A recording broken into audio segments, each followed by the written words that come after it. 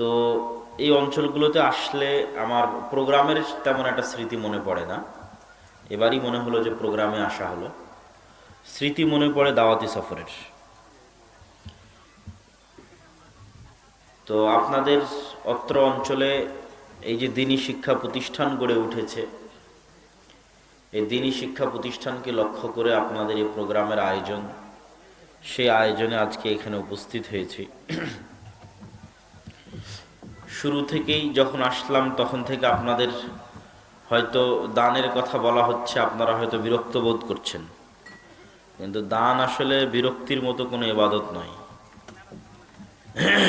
দান অত্যন্ত গুরুত্বপূর্ণ একটি ইবাদত। যদিও আমার আজকের বক্তব্যের বিষয়বস্তু আল ইমান বিল গায়ব, তারপরেও যেহেতু বক্তা আপনাদের দানের কথা বলছিলেন, এই জন্য দান আসলে কেন গুরুত্বপূর্ণ এটা একটু আপনাদের বুঝাই। দুনিয়াতে দেখবেন যে যে কোনো বিপদ আপদে পড়লে টাকা দিয়ে মানুষ বাঁচার চেষ্টা করে, আর বাঁচতে টাকা লাগেই। যে কোনো বিপদ আপদ, কেস, কোর্ট কাচারি, মামলা মোকদ্দমা, বিচার সালিশ, প্রত্যেকটা ধাপে দেখবেন অসুখ বিসুখ, মেডিকেল ক্লিনিক, সব জায়গায় দেখবেন আপনি বিপদে পড়েছেন, আপনার টাকার দরকার হয়েছে। তো দুনিয়ার লজিকে যেমন অনেক টাকা থাকলে বিপদ থেকে বাঁচা সহজ হয়ে যায়, ইসলামের লজিকেও তাই। টাকা থাকলে ইসলামেও অনেক কিছু ছাড় পাওয়া যায়। যেমন দুনিয়াতেই আল্লাহ অসংখ্য বিধান দিয়েছে যেগুলো আপনি টাকা দিয়ে মাপ পেয়ে যাবেন। যেমন কেউ যদি রমাজান মাসে তার স্ত্রীর সাথে সাংসারিক জীবনে যায় দিনের বেলা, তো আর কাফফারা হচ্ছে একটা গোলাম আজাদ করতে হবে। তো গোলাম আজাদ করতে কি লাগে একটু বলেন, কি লাগে? টাকা লাগে। যদি গোলাম আজাদ করতে না পারে, কেন এটা অনেক টাকার দরকার, তাহলে 60 জন মিসকিনকে খাওয়াতে হবে। তো 60 জন মিসকিনকে খাওয়াতে কি লাগবে? টাকা লাগবে। তো এইরকমই ধরেন হজে গেছেন, ওমরায় গেছেন, হজের কোনো একটা বিধান ভুল করে ফেলেছেন, তো ভুল করার কাফফারা হচ্ছে দম দিতে হবে। দম মানে একটা খাসি, একটা দুম্বা কুরবানি দিতে হবে। তো ইনস্ট্যান্ট হজের মধ্যে আপনি ভুল করলেন, তো একটা খাসি, একটা দুম্বা কিনে কুরবানি দিতে কি লাগবে? টাকা লাগবে। তাহলে দুনিয়াতেই আল্লাহ সুবহানাহু ওয়া তাআলা বহু হুকুম আহকামের ক্ষেত্রে টাকা দিয়ে বাঁচার রাস্তা তৈরি করে রেখেছে। এই সেম সিচুয়েশনটা হবে কিয়ামতের মাঠে। কিয়ামতের মাঠেও মানুষ বিপদে পড়বে, আর কিয়ামতের মাঠেও মানুষ টাকা দিয়ে বিপদ থেকে বাঁচতে পারবে। কিন্তু কিয়ামতের মাঠে কি নতুন করে টাকা পাওয়া যাবে? নতুন করে টাকা পাওয়া যাবে না। কিয়ামতের মাঠে এখন থেকে টাকা পাঠিয়ে ধনী হয়ে থাকতে হবে। বুঝেননি মনে হয় আমার কথা? যেমন বিমা করে মানুষ, জীবন বিমা, অমুক বিমা, তমুক বিমা, যাতে মেয়ের বিবাহের সময় ব্যাংকে ফিক্সড ডিপোজিট টাকাটা কাজে লাগে। তাহলে ঠিক কিয়ামতের মাঠে বিপদে পড়লে যেন আপনি টাকা দিয়ে বাঁচতে পারেন, এই জন্য কিয়ামতের ব্যাংক অ্যাকাউন্টে এখন থেকে টাকা জমা করে রেখে আপনাকে ধনী হয়ে থাকতে হবে কিয়ামতের মাঠে। কিয়ামতের মাঠে গরিব হলে বেশি কষ্ট দুনিয়াতে গরিব হওয়ার চাইতে। মানে দুনিয়াতে গরিব অবস্থায় জীবন যাপন করে যা কষ্ট, কিয়ামতের মাঠে যদি গরিব থাকেন তো বেশি কষ্ট। বিপদে পড়েছেন, বাঁচার কোনো রাস্তা নেই। আর যদি কিয়ামতের মাঠে ধনী থাকেন তো বাঁচার রাস্তা বের হবেই। রাসূল সাল্লাল্লাহু আলাইহি ওয়াসাল্লাম বলছে, একজন ব্যক্তি অনেক দানশীল, কোটি কোটি টাকার মালিক, তো কিয়ামতের মাঠেও কোটি কোটি টাকার মালিক। তা আল্লাহ নবী বলছে, তোমরা কি জানো মানিল মুফলিস, প্রকৃত ফকিরকে, প্রকৃত মিসকিনকে? তো প্রকৃত ফকির, প্রকৃত মিসকিন সে যে কিয়ামতের মাঠেও কোটি কোটি টাকার মালিক, কিন্তু পাওনাদার এত বেশি যে পাওনাদারের পাওনা পরিশোধ করতে করতে করতে করতে করতে করতে সব সম্পত্তি যা কিয়ামতের মাঠে জমা করেছিল, দুনিয়া থেকে পাঠিয়ে পাঠিয়ে জমা করেছে, মসজিদ মাদ্রাসায় দান করে করেই জমা করেছে, সেগুলো সব শেষ হয়ে গেছে, তাও আর পাওনাদার শেষ হয়নি, তো ও হচ্ছে আল মুফলিস, তখন ওকে জাহান্নামে দিয়ে দেওয়া হবে। কেননা কিয়ামতের মাঠে আপনার কাছে অল্টারনেটিভ থাকবে। পৃথিবীতে মানুষের পক্ষে এটা সম্ভব নয় যে মানুষ কোনো ইবাদত শতভাগ পুরো জীবন নিপুণতার সাথে আদায় করবে। এটা যেমন অসম্ভব মানুষের পক্ষে, ঠিক মানুষের পক্ষে এটাও অসম্ভব যে পৃথিবীতে জীবনে কোনোদিন একটাও গুনাহ করবে না। তাহলে দুই পক্ষেই রিস্ক, ইবাদতের খাতাতেও রিস্ক, গুনাহের খাতাতেও রিস্ক। ইবাদতের খাতায় রিস্ক কি, কে গ্যারান্টিতে বলতে পারবে আমার যেদিন থেকে সালাত ফরজ সেদিন থেকে এক ওয়াক্ত সালাত মিস দেয়নি? এটা হচ্ছে ইবাদতের খাতায় রিস্ক, যে শতভাগ নিপুণ দাবি করতে পারবে না। কে দাবি করবে যে আমার উপর যেদিন থেকে সালাত ফরজ সেদিন থেকে এক ওয়াক্ত সালাত কাজা করিনি? তাহলে ইবাদতের খাতায় পূর্ণ নিপুণতা নাই, কমতি আছে। মানে যা আল্লাহ নামাজ পড়তে বলেছিল, যা ওসর জাকাত ফেতরা দিতে বলেছিল, যা সিয়াম পালন করতে বলেছিল, ওগুলো ঠিক মতো করতে পারিনি, অনেক কমতি থেকে গেছে। এবার গুনাহের খাতায় কে বলতে পারবে যে আমি জীবনে একটাও গুনাহ করিনি? তাহলে ইবাদতের ব্যাকআপ, এই নামাজ পড়েনি ধরো ওকে, এটার ব্যাকআপ। সিয়াম ঠিক মতো আদায় করেনি, আর ব্যাকআপ। আর ওই যে গুনাহ করেছে এটার কাফফারা। এই দুইটার জন্যই টাকা আপনার পক্ষে কাজ করবে, বলেন আল্লাহু আকবার। দুইটার জন্যই কাজ করবে। তো এই জন্য অর্থনৈতিক ইবাদত, টাকার ইবাদত খুবই গুরুত্বপূর্ণ। এটা আমরা যেরকম মনে করছি না হুজুর মানুষ শুধু দানই চাচ্ছে, এইরকম না। আমাদের যে দৃষ্টিভঙ্গি সেই দৃষ্টিভঙ্গি না। এটা কিয়ামতের মাঠে আপনার জন্য অনেক সহযোগী হিসেবে আপনার পাশে থাকবে, বিপদ আপদে সহযোগিতা করবে, এবং খুব বেশি অপরাধী না হলে দানের টাকার উপর দিয়েই আপনার গুনাহের কাফফারা, দানের টাকার উপর দিয়ে ইবাদতের কমতি মিটে মিটে আপনি জান্নাতে চলে যেতে পারবেন ইনশাআল্লাহ। এই জন্য আল্লাহ সুবহানাহু ওয়া তাআলা দুটো ইবাদতে জান্নাত বিক্রি করতে চেয়েছে। অন্যগুলোতে জান্নাত পাবে, বিক্রি হবে না, মানে 100% নিশ্চয়তা নেই। সালাত আদায় করলে জান্নাত পাবে, সিয়াম পালন করলে জান্নাত পাবে, নাও পেতে পারে। কিন্তু দুইটাতে বিক্রি করে দেওয়া হবে জান্নাত। একটা হচ্ছে যদি জীবনটাই আল্লাহর রাস্তায় দিয়ে দেয়, আর নিয়তে যদি কোনো ত্রুটি না থাকে তো 100% জান্নাতি, কেন জান্নাতের কাছে বিক্রি করা হয়ে গেছে। আল্লাহর রাস্তায় সবচেয়ে দামি সম্পদটা দিয়ে দিয়েছে, এটা হচ্ছে নিজের জীবন। আর দুই, তার ধন এবং তার সম্পদ। ইন্নাল্লাহা আশতারা মিনাল মুমিনিনা আনফুসাহুম ওয়া আমওয়ালাহুম বিআন্না লাহুমুল জান্নাহ। আল্লাহ সুবহানাহু ওয়া তাআলা এটাকে ক্রয় বিক্রয় এবং ব্যবসা হিসেবে তুলে ধরেছেন কোরআনে, যেটা একটা বিজনেস ডিল উইথ আল্লাহ সুবহানাহু ওয়া তাআলা। ঠিক আপনারা যেমন হাটে বাজারে গিয়ে কেনাকাটা করেন, আসার সময় দেখতেছিলাম যে বিশাল হাট, তো ওই হাটে যেমন আপনারা কেনাকাটা করেন, ওই কেনাকাটায় আল্লাহ সুবহানাহু ওয়া তাআলা বলছে তোমরা আমার সাথে করো। ক্রয় বিক্রয়ের ডিল বিজনেস ডিল, আর আল্লাহর সাথে ক্রয় বিক্রয়ের ডিল বিজনেস ডিল লাভজনক। কি জন্য লাভজনক? ব্যাংকে রাখলেও 10% সুদ দিতে পারে, 12% দিতে পারে, 14% দিতে পারে, মুনাফা সুদ হালাল হারাম সব মিক্স করে। আর আল্লাহ সুবহানাহু ওয়া তাআলার অ্যাকাউন্টে যখন জমা রাখবে একটা টাকা, আল্লাহ সুবহানাহু ওয়া তাআলা ওটাকে বাড়াতে বাড়াতে বাড়াতে বাড়াতে বাড়াতে বাড়াতে বাড়াতে বাড়াতে 700 গুণ, চাইলে আরো বাড়াবেন, বলেন আল্লাহু আকবার। তাহলে দান করলেন 1 টাকা, কিয়ামতের মাঠে যেয়ে দেখবেন যে আপনি 1 কোটি টাকার মালিক হয়ে বসে আছেন। এটা আল্লাহর দয়া। দিয়েছেন 1 টাকা, কিন্তু এটা বাড়তে বাড়তে কত হয়ে গেছে? 1 কোটি অথবা কয়েকশো কোটি। তাহলে এই জন্য আল্লাহ সুবহানাহু ওয়া তাআলার কাছে কিছু দিলে কোনো লস নাই। 2 নম্বর, দানের সবচেয়ে মজার জিনিস হচ্ছে আপনি যে টাকাটা দিলেন এই টাকাটা কি আল্লাহর কাছে যায়? এই টাকাটা আল্লাহর কাছে যায় না, তাই না? তো যেহেতু এই টাকা আল্লাহ সুবহানাহু ওয়া তাআলার কাছে যায় না, আল্লাহ সুবহানাহু ওয়া তাআলা নিজে খায়ও না, আল্লাহ সুবহানাহু ওয়া তাআলা নিজে টাকার মুখাপেক্ষীও নয়, তাহলে এই টাকা দিয়ে সমাজেরই একটা মানুষের উপকার হচ্ছে। এই টাকা দিয়ে যদি মসজিদ তৈরি হয় তো মসজিদে আপনি নামাজ পড়বেন, যদি মাদ্রাসা তৈরি হয় আপনার ছেলে মেয়ে লেখাপড়া করবে, আপনাদের গ্রামের কেউই সেখানে চাকরি করবে। তাহলে টাকাটা ব্যয় হচ্ছে যে খাতেই দান করুক, মানুষের উপকারই ব্যয় হচ্ছে, তাও আল্লাহ ওটার বিনিময়ে আপনাকে নেকি দিবে। বলেন আল্লাহু আকবার। ব্যবহার করছেন আপনাদের কাজে, আপনাদের উপকারী, অথচ আল্লাহ সুবহানাহু ওয়া তাআলা নেকি দিবে।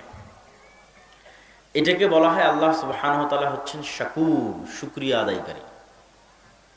এটা হচ্ছে আল্লাহ সুবহানাহু ওয়া তাআলার শুকরিয়া আদায়ের ধরন। আল্লাহ নিজেকে পরিচয় দিয়েছে কোরআন মাজিদে যে আমি হচ্ছি শাকুর, শুকরিয়া আদায়কারী। তো আল্লাহ কি শুকরিয়া আদায় করবে? মানুষ আল্লাহর কি উপকার করবে যে আল্লাহ শুকরিয়া আদায় করবে? এটা তো অসম্ভব যে মানুষ আল্লাহর কোনো উপকার করতে পারবে। তাহলে আল্লাহ কিসের শুকরিয়া আদায় করবে? তো আল্লাহ সুবহানাহু ওয়া তাআলা বলছে মানুষ যে মানুষের উপকার করবে ওটার শুকরিয়া আমি আদায় করব। আল্লাহু আকবার। মানুষ মানুষের উপকার করবে, শুকরিয়া কি আদায় করবে? আল্লাহ আদায় করবে। এই জন্য উনি শাকুর। তো মানুষ শুধু মানুষের না, একটা সৃষ্টিজীবের উপকার করবে, শুকরিয়া আল্লাহ আদায় করবে। ওই যে মহিলা, পতিতালয়ের মহিলা একটা তৃষ্ণার্ত পিপাসার্ত পানিকে পান করিয়েছে, তো দুনিয়ার লজিকে ওই কুকুরটা শুকরিয়া আদায় করতে পারে যে ঠিক আছে আজ থেকে এই মহিলা আমার মনিব, আমি তার সাথে সাথে থাকবো, তার কথা শুনবো। কুকুর খুব প্রভু ভক্ত প্রাণী। এটা হচ্ছে দুনিয়ার লজিকে শুকরিয়া আদায়, যেহেতু কুকুরের উপকার করা হয়েছে। এটা কোনো সেন্সে আল্লাহ শুকরিয়া আদায় করবেন, এটার কোনো সেন্সে মিলে না, যুক্তিতে মিলে না। কিন্তু আল্লাহ বলছেন না, আমি এটাই করব। ওই মহিলা যে ওই কুকুরকে পানি পান করালো, কুকুর আর কি শুকরিয়া আদায় করবে? আমি আল্লাহ যখন শুকরিয়া আদায় করি তখন বেহিসাব, এই এক আমলে ওর সব গুনাহ মাফ করে ওকে জান্নাতে দিয়ে দিলাম। তাহলে আল্লাহ সুবহানাহু ওয়া তাআলার শুকরিয়া বেহিসাব। এই জন্য আল্লাহর শুকরিয়া পাওয়ার লক্ষ্যে মানুষের উপকার করতে হবে, মানুষের শুকরিয়া পাওয়ার লক্ষ্যে না। এখানে এসে ধরেন প্রধান অতিথি সাহেব হয়তো 50,000, 1 লাখ, 2 লাখ যাই উনি ঘোষণা দিক, এখন ঘোষণা দেওয়ার পরের দিন যদি উনার মনে মনে চাওয়া থাকে যে মাদ্রাসায় গেলে মাদ্রাসার কমিটির লোক যেন আমাকে খুবই সম্মান করে, খুবই শ্রদ্ধা করে, তাহলে এই ইবাদত পূর্ণ ইবাদত হলো না। এই যে উনি 1,50,000 যা দিবে এটার শুকরিয়া কে আদায় করবে? আল্লাহ আদায় করবে। তাহলে আপনার অন্তরে কোনোদিন কোনো কষ্ট থাকবে না যে আমি আল্লাহর শুকরিয়া পাওয়ার লক্ষ্যে দান করেছি, মানুষের শুকরিয়া পাওয়ার লক্ষ্যে না। কেননা সাধারণত মানুষ যখন মানুষের উপকার করে তখন মানুষ নিমক হারামি করে, এটাই 90% ক্ষেত্রে ঘটে। যে আপনি একটা মানুষের উপকার করবেন, পরের দিনও আপনার ক্ষতি করবে, এটাই দুনিয়াতে 90% ক্ষেত্রে ঘটে। তা আপনি যদি মানুষের শুকরিয়া পাওয়ার আশায় উপকার করতে চান, আর জীবনে কোনোদিন উপকার করা হবে না, শুধু অন্তরে কষ্টই পাবেন। তাহলে উপকার করবেন নিঃস্বার্থভাবে, কার শুকরিয়া পাওয়ার আশায়? আল্লাহ সুবহানাহু ওয়া তাআলার শুকরিয়া পাওয়ার আশায়।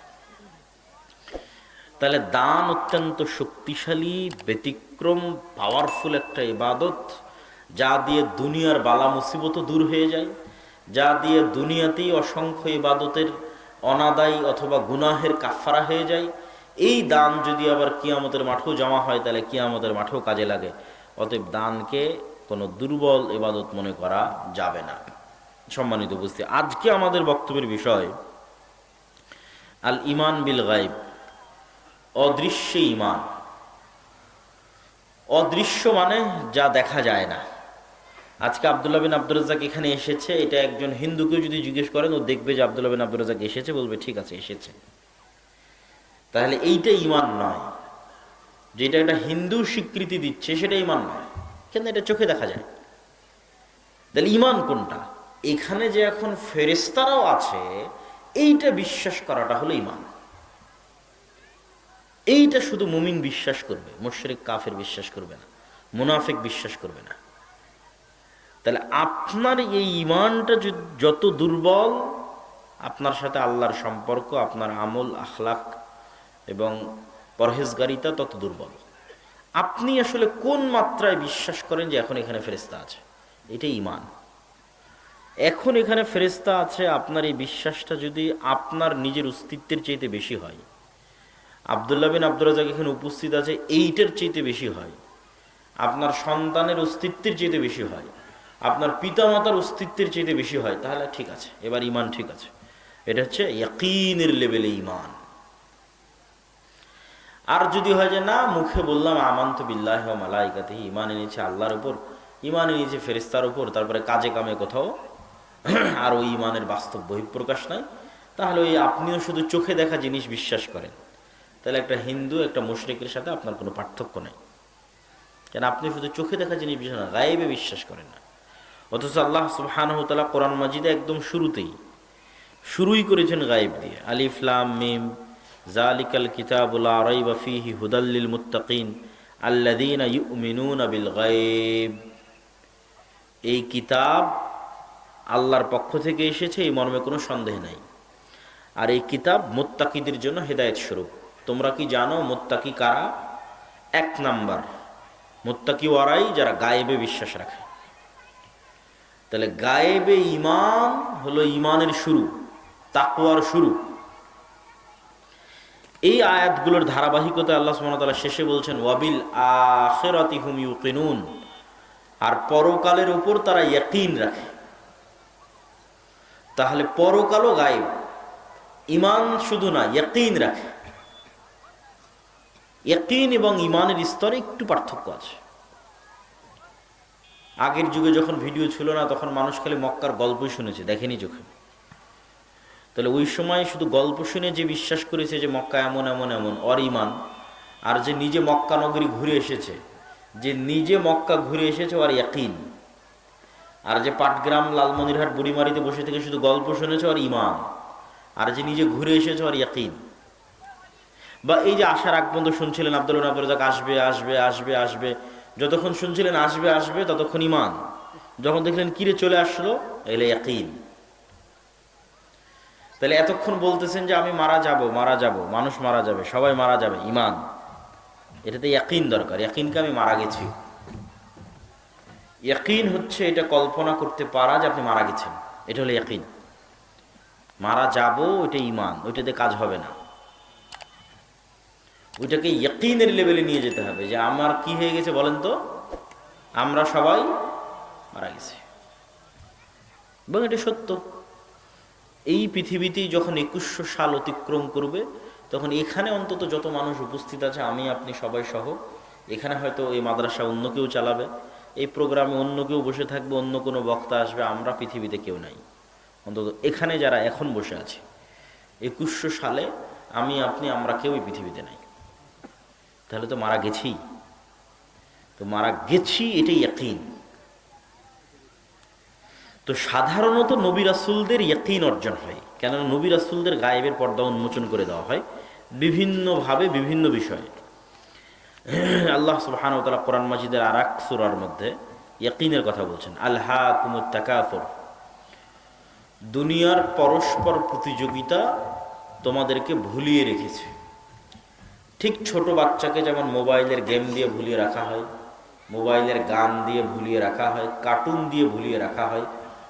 ও যেটা এখন চাচ্ছে ওইটা ভুলানোর জন্য ওকে কার্টুন দেওয়া আছে। মায়ের কোলে চড়বে, কানবে, মায়ের দুধ খাবে, এটা এখন ওর চাওয়া।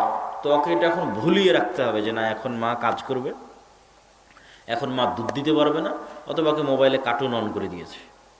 ঠিক এইভাবে শয়তান মানুষকে ভুলিয়ে রাখে। দুনিয়ার সাজ সরঞ্জাম, মোবাইল, ফেসবুক, ইউটিউব, টুইটার, টাকা পয়সা, ইনকাম, ব্যবসা বাণিজ্য, এগুলোর মধ্যে ব্যস্ত রেখে শয়তান ভুলিয়ে রাখে। কি ভুলিয়ে রাখে? যে মানুষ একদিন মারা যাবে, এইটা ভুলিয়ে রাখে। এখন তো ধরেন যে যুবকেরা মোবাইল আসক্ত, এদের 1 সেকেন্ডও সময় নেই এটা মনে করার যে ও মারা যেতে পারে। তাহলে আলহাকুমুত তাকাসুর। তো এই পরিবেশ চলতে থাকবে কতদিন? হাত্তা জুরতুমুল মাকাবির, যখন ও নিজেই মরে কবরে চলে যাবে। একদিন তো মরতেই হবে, তো নিজেই মরে যখন কবরে চলে যাবে, তার আগ পর্যন্ত এই পরিবেশ চলতে থাকবে যে ও মরার কথা ভুলে থেকে গেছে, শয়তান ভুলিয়ে রেখেছে। তো এবার আল্লাহ বলতেছে যে এই মৃত্যু, এই জান্নাত, এই জাহান্নাম কত সত্য, তার উপর চাপ দিতে গিয়ে, জোর দিতে গিয়ে, বিশ্বাসের মাত্রাটাকে ইয়াকিনের লেভেলে নিতে গিয়ে আল্লাহ বলতেছে চাপ দিয়ে দিয়ে, জোর দিয়ে দিয়ে। পুরো সূরা এভাবে শেষ হয়ে যাবে, কাল্লা সাউফা তা'লামুন, কখনো নহে, অবশ্যই তোমরা জানতে পারবে, তোমরা বুঝতে পারবে। সুম্মা কাল্লা সাউফা তা'লামুন, আবারও বলছি অবশ্যই তোমরা একদিন জানতে পারবে। কাল্লা লাউ তা'লামুন ইলমাল ইয়াকিন, তোমরা ইয়াকিন, ইলমে ইয়াকিন হবে তোমাদের, তোমরা ইলমে ইয়াকিনের সাথে জানতে পারবে। লা তারাবুন্নাল জাহিম, অবশ্যই তোমরা স্বচক্ষে জাহান্নাম দেখবে। সুম্মা লা তারাবুন্নাহা আইনাল ইয়াকিন, ইয়াকিনের লেভেলে স্বচক্ষে তোমরা জাহান্নাম দেখবে। এরকম পর 4-5 আয়াতে আল্লাহ চাপ দিচ্ছে যে ইয়াকিন, মৃত্যু ইয়াকিন, জান্নাত ইয়াকিন, জাহান্নাম ইয়াকিন। কিন্তু এগুলো অনেক নবী রাসূলের অটোমেটিক ইয়াকিন অর্জিত হয়। যেমন মুহাম্মদ সাল্লাল্লাহু আলাইহি ওয়াসাল্লাম যখন মেরাজে গেছেন তখন উনি জান্নাত জাহান্নাম স্বচক্ষে দেখেছেন।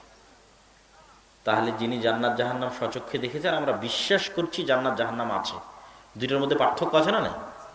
আমাদেরটা ঈমান আর মুহাম্মদ সাল্লাল্লাহু আলাইহি ওয়াসাল্লাম এটা ইয়াকিন। কিন্তু আল্লাহ চাচ্ছেন যে আমরা ইয়াকিন অর্জনের চেষ্টা করি। এটাই গায়েব, এগুলোই গায়েব। এই জান্নাত গায়েব, এই জাহান্নাম গায়েব, এই কবরের আযাব গায়েব, ফেরেশতা এখানে আছে, এগুলো গায়েব। এগুলোর উপর আমাদের ইয়াকিন অর্জিত হোক। এই দার্সি দিয়ে পুরো কোরআন পরিপূর্ণ করা আছে, এই আলোচনা করে পুরো কোরআন শেষ করা আছে।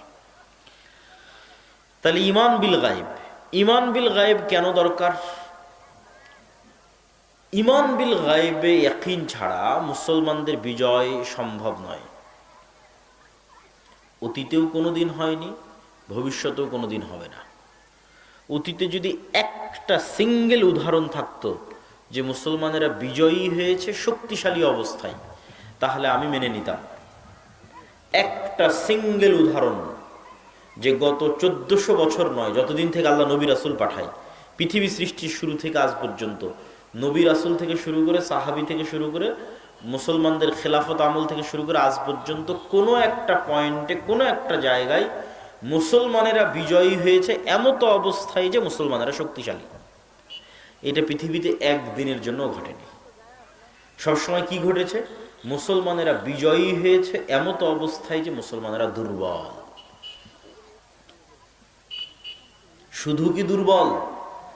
আজকের গাজার মানুষ ইসরায়েলের তুলনায় যা দুর্বল, মুসা আলাইহিস সালাতু ওয়াস সালাম ফেরাউনের তুলনায় তার চেয়ে শতগুণ বেশি দুর্বল। এই জন্য মুসার ফেরাউনের ঘটনা দিয়ে কোরআন পূর্ণ করা আছে। এইটা যে ভালোভাবে একবার বুঝে যাবে মুসা এবং ফেরাউনের হিস্ট্রি, তার ঈমান বিল গায়েব অর্জন করা অনেক সহজ হয়ে যাবে। দেখেন, মুসা আলাইহিস সালাতু ওয়াস সালামকে আল্লাহ যখন বলছেন ইযহাব ইলা ফিরআউন ইন্নাহু তাগা, যাও ফেরাউনের কাছে দাওয়াতি কাজ করো। তো আজকে আপনার পাটগ্রাম, বুড়িমারি, লালমনিরহাট, আদিতমারি এই অঞ্চলের একজন কৃষককে যদি বলি যান ডোনাল্ড ট্রাম্পের কাছে দাওয়াতি কাজ করেন, নরেন্দ্র মোদীর কাছে, ভ্লাদিমির পুতিনের কাছে দাওয়াতি কাজ করেন, শি জিনপিং, কিম জং উল তার কাছে দাওয়াতি কাজ করেন, তো এই পাটগ্রাম, লালমনিরহাট, আদিতমারির একটা কৃষক আজকের ডোনাল্ড ট্রাম্পের চেয়ে যা দুর্বল, ওই দিন যেদিন আল্লাহ মুসাকে বলছেন ফেরাউনের কাছে যেতে, ওই দিন মুসা আলাইহিস সালাম ফেরাউনের চেয়ে এর চেয়ে 1000 গুণ বেশি দুর্বল। এটা আপনাকে আমি একটু খুলে যদি সিনারি তুলে ধরে আপনি বুঝবেন যে না, কথা ঠিক আছে, কথার মধ্যে যুক্তি আছে। এই আদিতমারির যে মানুষটাকে আমি বলেছি যে যান আপনি ডোনাল্ড ট্রাম্পের কাছে দাওয়াতি কাজ করেন, এই লোকটা নিজের জমি জায়গা আছে, নিজের বাপ মা আছে, আত্মীয় স্বজন আছে, যতই গরিব হোক, পিতৃ পরিচয় আছে, মাতৃ পরিচয় আছে, সব কিছু আছে। আর যেই মুহূর্তে মুসা আলাইহিস সালাতু ওয়াস সালামকে বলা হচ্ছে যাও ফেরাউনের কাছে গিয়ে দাওয়াতি কাজ করো, ওই মুহূর্তে মুসা আলাইহিস সালাম এমন গোলাম কওমের সদস্য, এমন গোলাম জাতির সদস্য, ইউযাব্বিহুনা আবনাআকুম ওয়া ইস্তাহিয়ুনা নিসাআকুম ওয়া ফি যালিকুম বালাউম মির রাব্বিকুম আযীম, যাদের প্রত্যেকটা পুরুষ সন্তানকে ফেরাউন জবাই করে, যার বাপ মা জীবিত থেকেও পরিচয় দিতে পারে না যে এটা মুসা আমার সন্তান। এই রকম গোলাম কওমের মেম্বার হচ্ছে মুসা আলাইহিস সালাম, যার বাপ মা পরিচয় দিয়ে বলতে পারেনি যে এই মুসা আমার সন্তান, কেন বললে জবাই হয়ে যাবে। তাহলে মুসা আলাইহিস সালাতু ওয়াস সালামের পিতা মাতা আত্মীয় স্বজন থাকতেও নাই।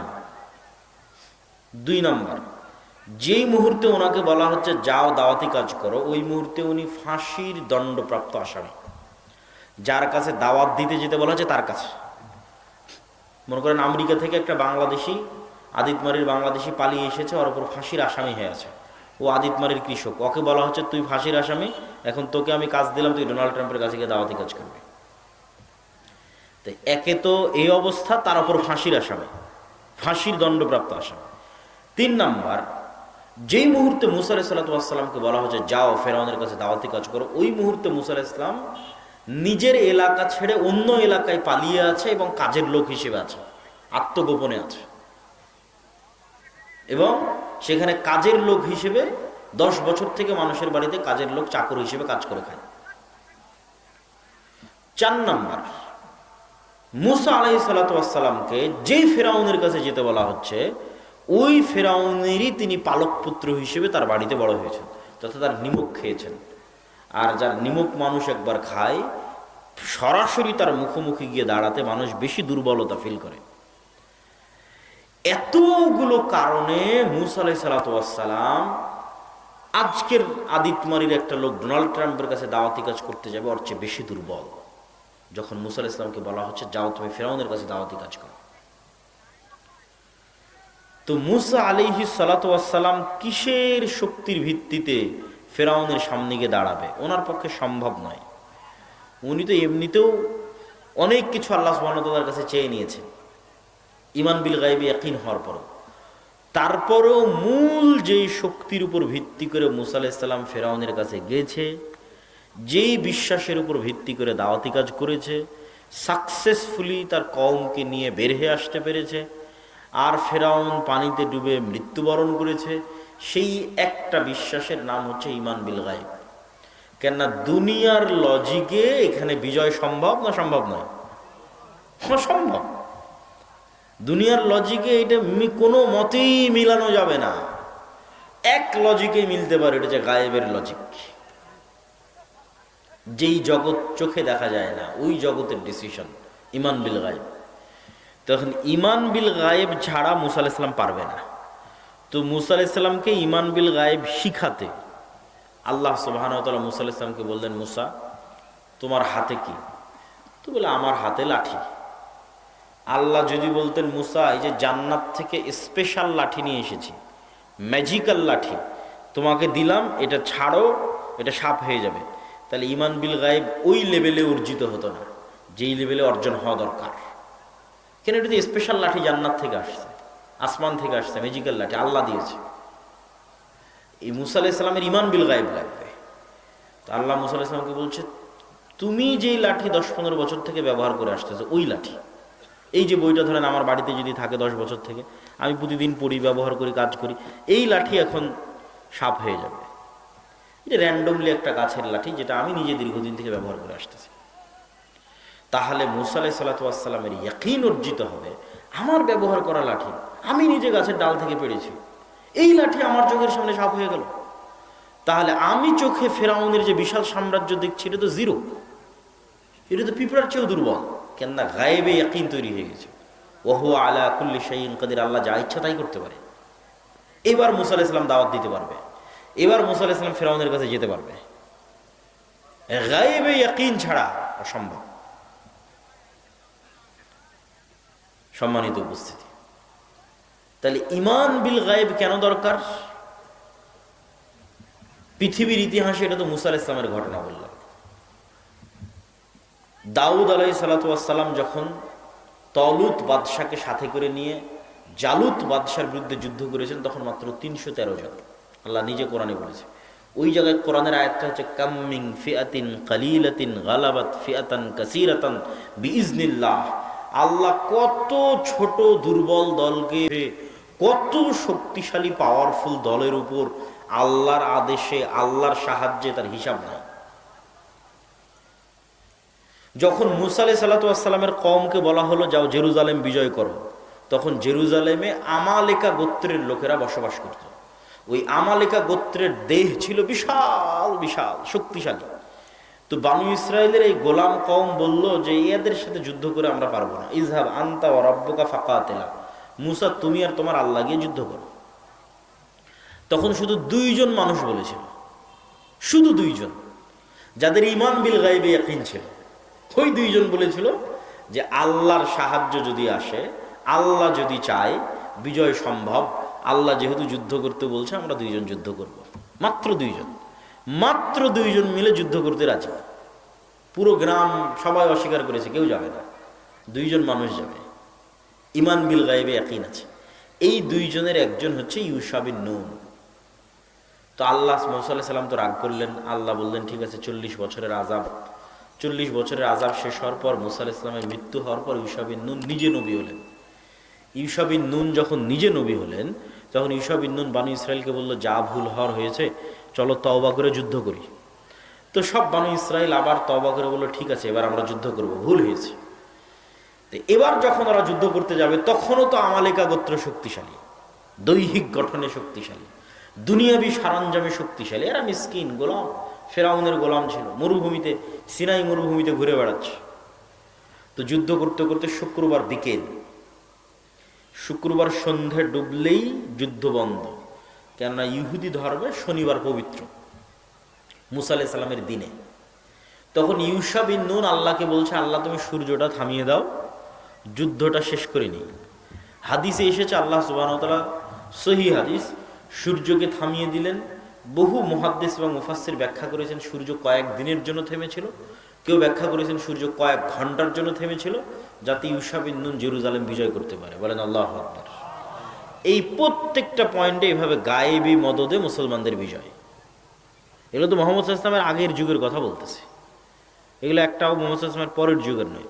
সেম অবস্থা মুহাম্মদ সাল্লাল্লাহু আলাইহি ওয়াসাল্লামের, বদর, উহুদ, খন্দক, একটা তো মুহাম্মদ সাল্লাল্লাহু আলাইহি ওয়াসাল্লাম শক্তিশালী নয়। শক্তিশালী মক্কার কাফের মুশরিক কুরাইশরা।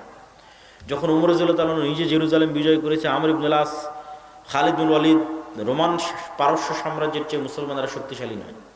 যখন সালাহুদ্দিন আইয়ুবী হিত্তিনে বিজয় করেছে, তখন ইউরোপের ক্রুসেডারের চাইতে সালাহুদ্দিন আইয়ুবী শক্তিশালী নয়, দুর্বল। যখন জাহিরুদ্দিন আল বেরবাস মিশরে আইনে জালুতের যুদ্ধে হালাকু খা চেঙ্গিস খাকে পরাজিত করেছে, তখন সারা পৃথিবীতে হালাকু খা চেঙ্গিস খানের মোকাবেলায় দাঁড়াবে এরকম কোনো শক্তি ছিল না, কেননা মুসলমানদের আব্বাসী খেলাফতের দারুল খেলাফা রাজধানী। আমাদের বক্তব্য দীর্ঘায়িত করব না, লম্বা পথ। সে একটা আলোচনা হচ্ছে ইমান বিল মালাইকা, ফেরেশতাদের উপর ইমান। ফেরেশতারা কিসের তৈরি বলেন? নূরের তৈরি। নূর এক প্রকারের আলো যা পৃথিবীতে বিরাজমান। ঠিক এই লাইটগুলো জ্বলাতে যেমন চারিদিক আলোকিত হয়ে গেছে, তার মানে এই আলোটা বিরাজ করতেছে। এই আলোতে সূর্য যখন উঠতেছে সারা পৃথিবী আলোকিত হয়ে যাচ্ছে, মানে সূর্যের আলো পৃথিবীতে বিরাজ করতেছে। এইরকমই এক প্রকারের আলো যা দেখা যায় না কিন্তু বিরাজমান, সেটাই নূর। সব জায়গায় আছে, এখন এখানেও আছে, কেননা এখানে আল্লাহর কোরআন এবং আল্লাহ রসুলের হাদিসের আলোচনা হচ্ছে। এখানে ফেরেশতারা সব একত্রিত হয়েছে, অতএব এখানে এখন প্রচুর নূর আছে।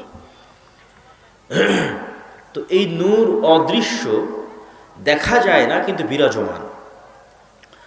প্রশ্ন হচ্ছে, দেখা যায় না বিরাজমান হতে পারে কেমনে? আমার বক্তব্যের বিষয় যেহেতু ইমান বিল গায়েবকে ইয়াকিনের পর্যায়ে নিয়ে যাওয়া, তো আপনার বিশ্বাসকে যদি একটু না বাড়াতে পারি তাহলে তো আমার বক্তব্য দিয়ে লাভ হলো না। যেন আপনার বিশ্বাসকে একটু হলো বাড়াতে হবে, এই জন্য কিছু উদাহরণও দিতে হবে। আজ থেকে 100 বছর আগে আদিতমারির কোনো মানুষ যদি মারা গিয়ে থাকে, ওই মানুষকে যদি এখন জীবিত করা হয়, জীবিত করে আমি আবদুল্লাহ ওই মানুষকে যদি বলি আমি কথা বলবো আদিতমারিতে, কিন্তু বাজবে সাথে সাথে ঢাকায়, বাজবে সাথে সাথে লন্ডনে, বাজবে সাথে সাথে সৌদিতে। এখন কথা বলবো, এখনই সাথে সাথে বাজবে ঢাকাতে। তো ও জীবনে স্বীকার করবে না যে এটা অসম্ভব। এখানে কথা বললে কিভাবে ঢাকায় বাজতে পারে? কিন্তু ওই যে বাজতেছে, তো কথা বলতেছি এখানে, ঢাকায় মানুষ শুনতেছে, ঢাকার মোবাইলে বাজতেছে, লন্ডন, কুয়েত, কাতার, বাহরাইন, ইউরোপ, আমেরিকাতে গিয়ে বাজতেছে, এখন ইনস্ট্যান্ট বাজতেছে। আমার এখানকার কথা ওখানে গিয়ে বাজতেছে। তাহলে বিজ্ঞান বলতেছে যে ইলেকট্রোম্যাগনেটিক ওয়েভ তথা যে আলো আমরা দেখি, এই আলোর মধ্যে, এই তরঙ্গের মধ্যে মানুষের কথা বহন করার আর মানুষের দৃশ্য, ছবি বহন করার, বা আরও সুন্দর করে বললে ডাটা ট্রান্সফার করার ক্ষমতা এই তরঙ্গের মধ্যে আছে। এই তরঙ্গ মানুষের আওয়াজ বহন করে নিয়ে চলে যেতে পারে, এই তরঙ্গ মানুষের দৃশ্য, সিনারি বহন করে নিয়ে চলে যেতে পারে, ডাটা বহন করে নিয়ে যেতে পারে। তো আল্লাহ যেই দিন পৃথিবী সৃষ্টি করেছিলেন ওই দিন থেকে এর মধ্যে ক্ষমতা আছে, কিন্তু মানুষ জানতো না। এটাই গায়েব, অতদিনের জন্য এটা গায়েব। কিন্তু এখন গায়েবের পর্দা আল্লাহ উন্মোচন করে দিয়েছে, মানুষ ব্যবহার করতেছে, যে এই তরঙ্গের মধ্যে দিয়ে কথা ট্রান্সফার হয়ে আমেরিকায় চলে যাচ্ছে আলোর গতির সাথে। এবং এই জন্যই এটা আরো প্রমাণ করে যে আমার এবং আপনার একটা কথাও, আমার এবং আপনার একটা কাজও হারিয়ে যায় না।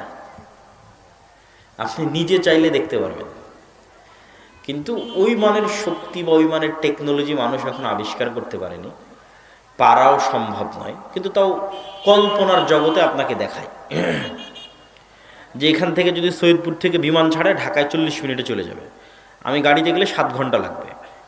তাহলে আমি এর আগেই যদি ঢাকা পৌঁছে যাই, এবার কল্পনা করেন এখন এই আলো ছুটতেছে, আমার কথা নিয়ে আমার ভিডিও নিয়ে ছুটতেছে, এই আলো যত গতিতে ছুটতেছে আমি ওর চেয়ে বেশি গতিতে যদি 15 বছর পূর্বে চলে যাই, ওর আলো যাওয়ার আগে পৌঁছে গিয়ে এবার মোবাইল লাগালাম, ক্যামেরা লাগালাম, দূরবীন লাগালাম, তো 15 বছর আগে আমি আদিতমারিতে কোথায় কি বলেছিলাম আমার কথা আমি নিজে কানে শুনতে পাবো, কেন ওইটা আলোর মধ্যে থেকে গেছে, তরঙ্গের মধ্যে থেকে গেছে।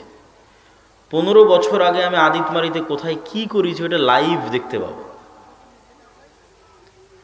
আপনি যদি এইভাবে আলোর গতির চেয়ে বেশি গতি নিয়ে 1400 বছর আগে চলে যান, তাহলে মুহাম্মদ সাল্লাল্লাহু আলাইহি সাল্লামের বলা হাদিস লাইভ সহিহ বুখারীতে পড়া লাগবে না, আপনার কানে লাইভ শুনতে পাবেন। কেন? মুহাম্মদ সাল্লাল্লাহু আলাইহি সাল্লামের কথা থেকে গেছে তরঙ্গের মধ্যে। মুহাম্মদ সাল্লাল্লাহু আলাইহি সাল্লামের বদরের যুদ্ধ লাইভ থেকে গেছে তরঙ্গের মধ্যে।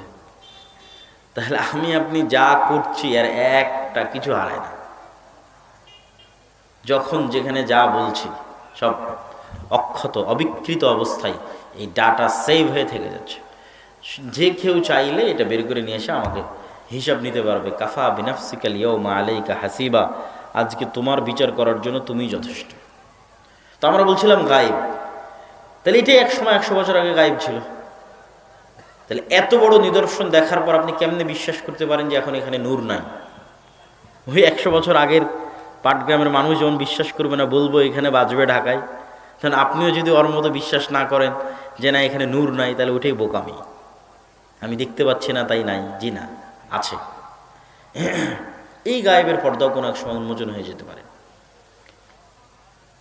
সম্মানিত উপস্থিতি, তাহলে নূর পৃথিবীতে বিরাজমান, অস্তিত্বশীল। এইটার উদাহরণ দিতে গিয়ে আর একটা উদাহরণ দিব। কুকুরের ঘ্রাণ শক্তি মানুষের ঘ্রাণ শক্তির চাইতে 10,000 গুণ বেশি। 100, 200, 500, 1000, 2000 নয়, 10,000। তো এই যে মাইকটা এখানে আছে, আমি কিন্তু এটার কোনো সেন্ট পাচ্ছি না এই মাইকটার।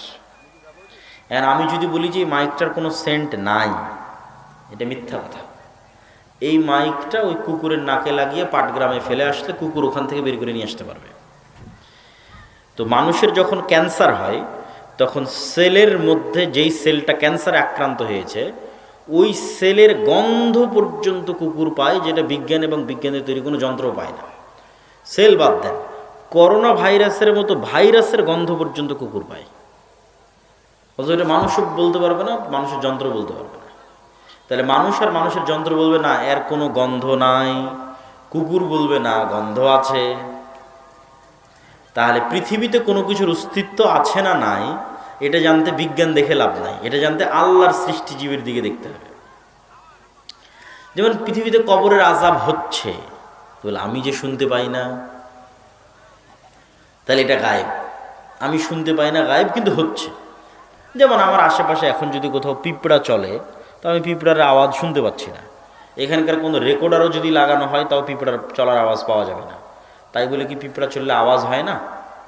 পিঁপড়া চললে আওয়াজ হয়, কিন্তু ওই লেভেলের আওয়াজ আল্লাহর আবার আর এক সৃষ্টিজীব শুনতে পায়, মানুষ শুনতে পায় না। কিন্তু ওইরকম সূক্ষ্ম আওয়াজ ধারণ করতে পারবে এরকম আল্লাহর সৃষ্টিজীব আছে। যেমন হাতি, মানুষের সাথে কয়েক হাজার গুণ তীক্ষ্ণ সূক্ষ্ম হাতির শ্রবণ ক্ষমতা, ও শুনতে পারবে যে এই দিক দিয়ে একটা পিঁপড়া যাচ্ছে।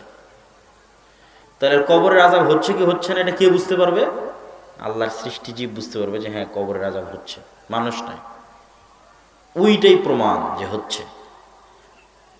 ঠিক এইভাবে চলে আসে নূর। নূর আছে, তাহলে যেমন গন্ধ আছে মানুষ পায় না, আওয়াজ আছে মানুষ পায় না, মানুষের যন্ত্রও পায় না। তো আলো আছে, এখানে এখন আলো বিরাজমান, নূরের আলো, কিন্তু মানুষ পায় না। তাহলে অবশ্যই আল্লাহর কোনো সৃষ্টিজীব পায়।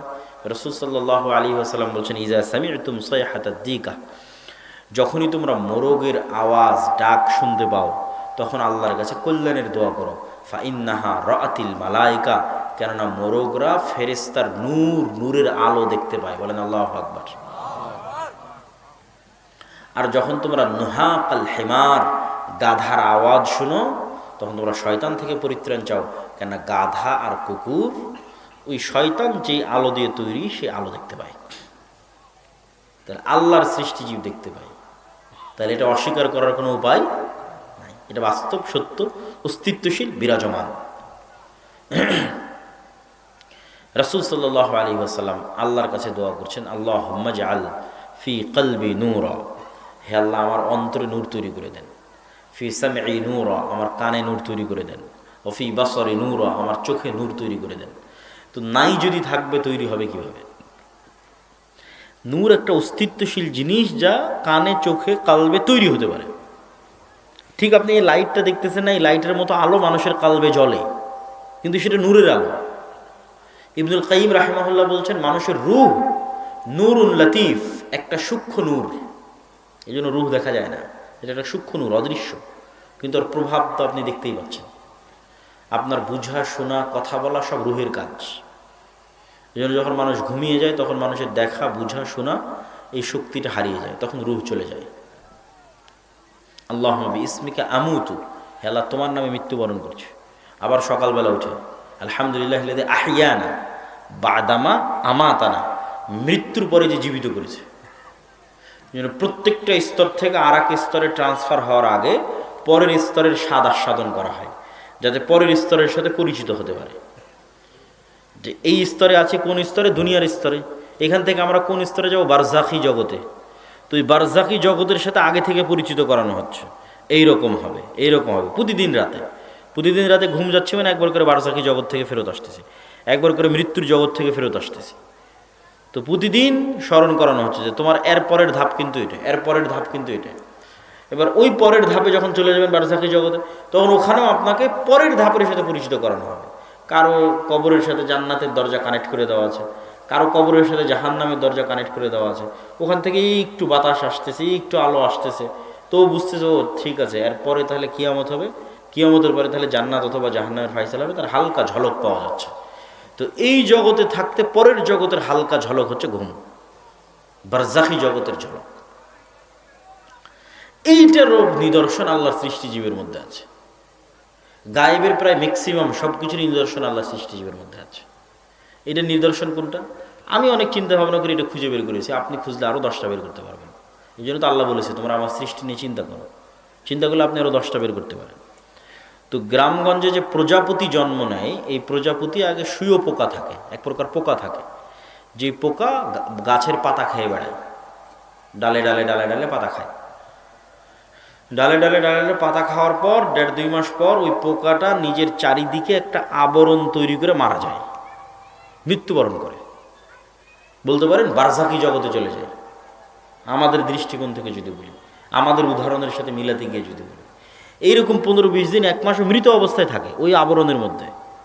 তারপরে 1 মাস 1.5 মাস পরে আবরণ ভেঙে যখন বের হয়, তখন প্রজাপতি হয়ে আকাশে উড়াল দেয়। বলেন আল্লাহু আকবার। তাহলে একটাই প্রাণী একই পৃথিবীতে 2 ধরনের জীবনযাপন করলো।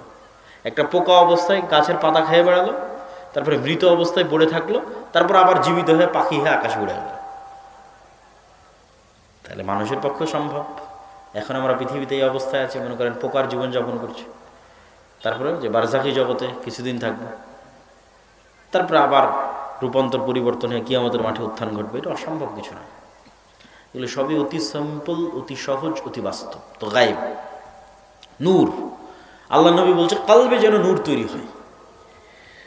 তো আমাদের শরীরের এমন অসংখ্য কিছু আমরা মাপি, বুঝি, দেখি, যা বাস্তবে দেখা, মাপা, বোঝা সম্ভব নয়। এইভাবে মানুষের নেকি, মানুষের গুনাহ মাপা হবে, দেখা যাবে না। দেখা যায় না কিন্তু মাপা হবে। যেমন আপনার শরীরের প্রেশার মাপা হচ্ছে, এখানে ধরলেই, মেশিন ধরলে দেখা যাচ্ছে প্রেশার লো না হাই। সুগার মাপা হচ্ছে, তারপরে থার্মোমিটার দিয়ে তাপমাত্রা মাপতেছে, পালস মাপতেছে। বাস্তবে ধরা যায় না, কিন্তু মাপলে তো ঠিকই বেরোচ্ছে। তো মানুষের গুনাহ, আমল, নেকি বাস্তবিকে ধরা যায়? বাস্তবিকে ধরা যায় না, কিন্তু এগুলো প্রত্যেকটারে মাপ দাঁড়িয়ে যাবে, প্রত্যেকটাই কিয়ামতের মাঠে ওজন হবে। তো এগুলো যেমন সত্য, আপনার এই প্রেশার লো হওয়া, কম বেশি হওয়া, আপনার সুগার থাকা না থাকা, আপনার হার্টবিটের পালস নড়াচড়া, এগুলো যেমন সত্য, এর চেয়ে হাজার গুণ বেশি সত্য আপনার চোখের পাওয়ারের কম বেশি হয়, যে কত মানুষ চশমা লাগিয়ে আছে, আপনার কানের পাওয়ারের কম বেশি হওয়া, এগুলো যত গুণ সত্য, এর চেয়ে হাজার গুণ সত্য যে আপনার চোখে নূর আছে অথবা নাই, আপনার কালবে নূর আছে অথবা নাই। এখানে আব্দুল্লাহ বিন আব্দুর রাজ্জাক আসবে এটা জানার পরে যারা এখানে উপস্থিত হয়েছে, এখন বসে আছে, এদের সবার কালবে কিছু না কিছু নূর আছে, এই জন্য তারা এখানে আছে। বলেন আল্লাহু আকবার। আর যারা জানার পরেও উপস্থিত হয়নি কোনো প্রকার জরুরি প্রয়োজন ছাড়া, তাদের অনেকেরই, সবার বলবো না, তাদের অনেকেরই, বিশেষ করে যাদের খাতামাল্লাহু আলা কুলুবিহিম, যাদের অন্তরে মোহর মেরে দেওয়া হয়েছে, তাদের অন্তরে নূর নাই। ঠিক আলো বন্ধ করে দিলে যেমন এখানে অন্ধকার হয়ে যাবে, ওই নূর নাই, কালব অন্ধকার। এই জন্য নূর অতি অস্তিত্বশীল, অতি বাস্তব, অতি জীবন্ত। আর এটা অস্তিত্বশীল, জীবন্ত, বাস্তব কেন হবে না? এটি দিয়ে আল্লাহ নিজেকে আড়াল করে রেখেছে। হিজাবুহুন নূর লাউ কাশাফাহু লা আহরাকাত সুবহাত ওয়াজহি। আল্লাহর চেহারা আল্লাহ ঢেকে রেখেছে নূর দিয়ে। এই নূর যদি আল্লাহ সরায় নেয়, আল্লাহর চেহারা উন্মুক্ত হয়ে যাবে, সারা পৃথিবী, আসমান জমিন সব জ্বলে পুড়ে ছারখার হয়ে যাবে। তাহলে নূর অস্তিত্বশীল, বিরাজমান, যেটিতে আল্লাহর চেহারা ঢাকা আছে। সম্মানিত উপস্থিতি, তাহলে ফেরেশতা হলো সেই নূরের তৈরি।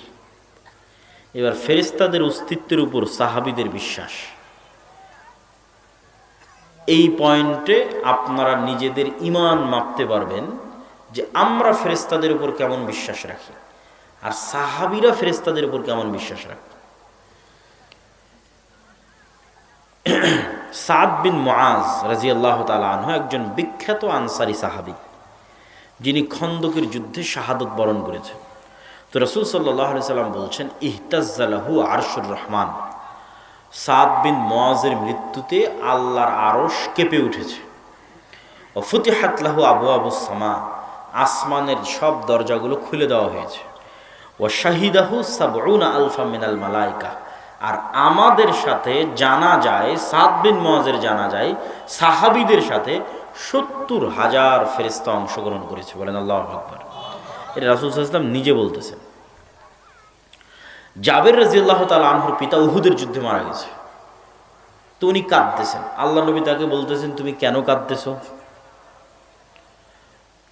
অথচ মা জালাতিল মালাইকাতু তুজিল্লু বিআজনিহাতিহা, তুমি কিভাবে কাঁদো, কেন কাঁদতেছো?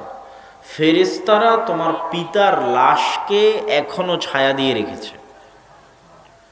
হানজালা রাদিয়াল্লাহু তাআলা আনহু, উনিও উহুদের যুদ্ধে মারা গেছেন, ওনার উপর গোসল ফরজ ছিল।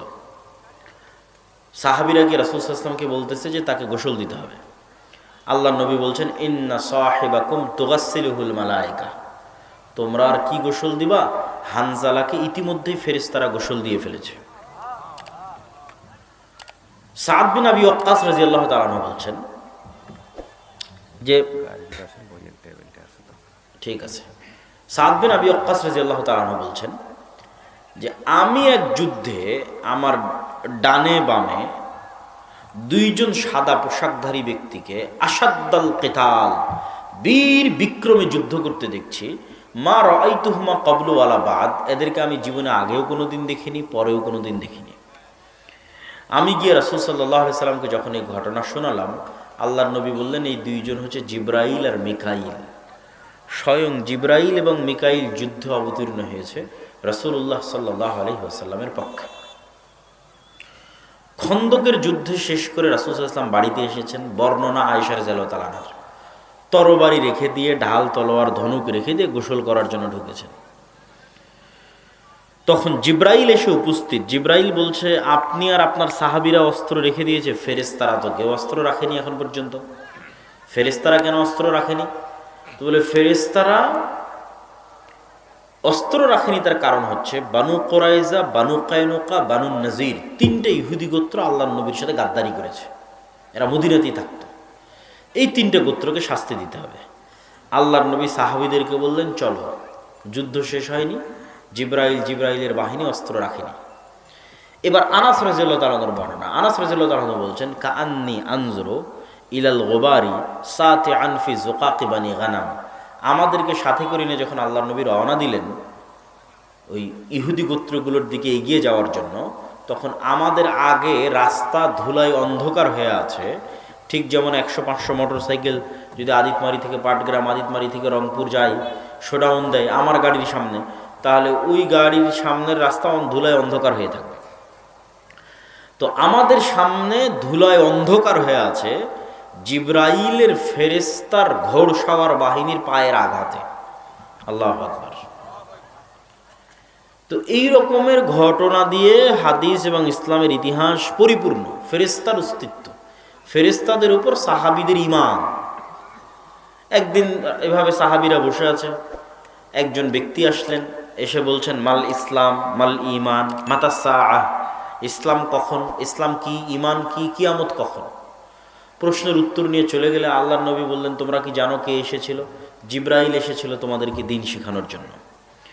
তাহলে সাহাবীদের বিশ্বাসের মাত্রাটা কোন লেভেলে হতে পারে, যারা স্বচক্ষে ফেরেশতার উপস্থিতি অবলোকন করতেছে, তাদের ঈমানটা কোন মাত্রায় হতে পারে যে ফেরেশতা আছে, আর আমার এবং আপনার ঈমানটা কোন মাত্রায় যে ফেরেশতা আছে, এইটা মাপার জন্যই কিন্তু এই ঘটনাগুলো বললাম।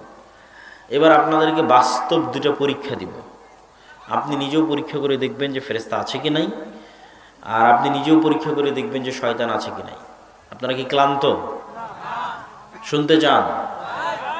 জাযাকাল্লাহ খায়ের। তার আগে এই দুইটা পরীক্ষা দেওয়ার আগে 2 মিনিট জরুরি কথা।